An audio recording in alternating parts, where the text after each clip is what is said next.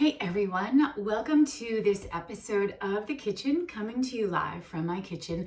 And today I have just returned home from the gym, so I'm starving and I am not looking to cook any kind of magnificent thing, but I am hungry. And so instead of just grabbing something, now I've already had like protein drink after the gym, so it's not like I haven't had anything and I'm like, because sometimes that does happen. But what I wanted to do today was to just kind of go through a few things here with you guys to see like how quickly we can get something pulled together. Okay, so in the essence of time, I moments before I just hit click on this, I put a little bit of olive oil into my pan here. Extra virgin olive oil. Olive oils, you can get in a rabbit hole of olive oils, 100%. I just use this, it's fine. I threw it in my all-clad pan here, just kind of twirl it around. I love the all-clad pan. I also have a cast iron skillet here as well. But the all-clad, like, it cleans so easily. It's just super easy for most things. I have the two most basic ingredients that I think you guys can see. There they are. I've got a clove of garlic and an onion. So the best thing of all of my, when I went to school to become a dietitian, one of my best classes was food production. And I had to spend an entire afternoon cubing an onion. And then they were like, yeah, okay, just throw it away. And I was like, throw it away? That's a very valuable onion. Can't do it. So you see what I just did there? Cut the end off, cut it in half. My root is on top. I got half an onion here. And now we're just gonna peel this off. So I say that because I had to spend the whole afternoon cubing onions, right? Dicing onions. I'm gonna go flat with my knife here and make a few slits in my onion. I'm gonna just kind of go in the middle and then maybe 2 additional slices on each side. And I got my fingers here. We've done this before so we don't chop them off, and we just use them as a guide. And now I've got these beautiful diced onions in no time at all. There they are. So what happened to all those onions that I diced? Well, you'll be happy to know I took them home like a psycho in a bag. And my professor was like, really? You're taking home the onions? I'm like, yeah, it's good onion here. So be nice to your onion. So there's my onion here. My oil is heating up over here. I wanted to get it pretty medium. So garlic, if you guys saw my other video where I bought peeled garlic, it was giant. I was like, oh, this is great. But to be fair, I did not get through that whole container of garlic before it started to get moldy, and so it didn't really work out. So here we are with the garlic. Here's my clove. This is what I'm gonna do.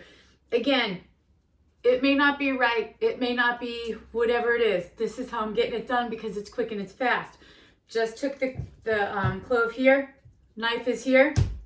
Just gonna whack it with the back of my hand. And now I can very easily peel that paper right off of the garlic here. And it's all off. Done. Don't have to be messing around with it. I'm gonna cut off that end here. And truth be told, we're just gonna smash the garlic with the knife here. And now we got some flat garlic, and we're just gonna go through and chop it with our fingers in the same position as we had for the onion.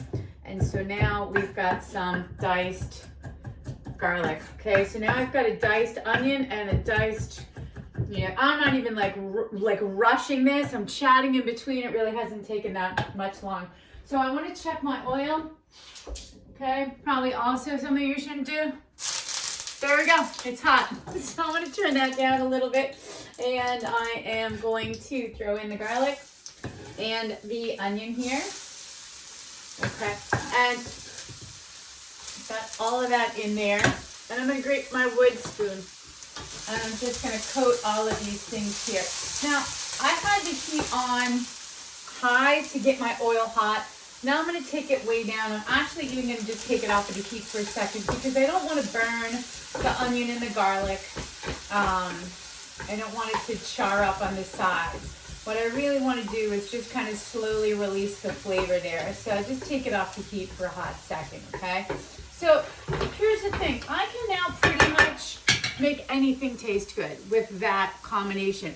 What I'm going to do today is, because I went to the gym and I want to get a little bit of carbohydrate in there, I'm going to put some raisins in there. How much? I don't know, however much I feel like. I'm going to say, like, for those of you who want to get measuring, it's probably a quarter cup of raisins, okay? I threw it in there, and what that's going to do is it's just going to give a little bit of sweetness to my onion and my garlic. I'm just going to, like, let this sit. I don't have to babysit this. I'm going to just let it cook because I've turned the heat down, okay? Now, you can add anything that you want to it. Sometimes I'll get like stir-fried beef or stir-fried chicken. Today, I'm probably going to wind up adding some chickpeas to it and just throw it in there, and it'll be really good. Sometimes I do the chickpeas with cinnamon, and that's also pretty yummy. So using that savory and the sweet together pretty much is very quick, and you're going to seem like you're just like top chef in seconds when you prepare anything like this. So like I said, you can take anything that you want here, throw it into this mix. I would let this mix kind of just cook for, maybe 2 minutes or so, just to kind of let it get fragrant, let all those flavors release, let the raisins loosen up a little bit, and then throw anything in it that you want.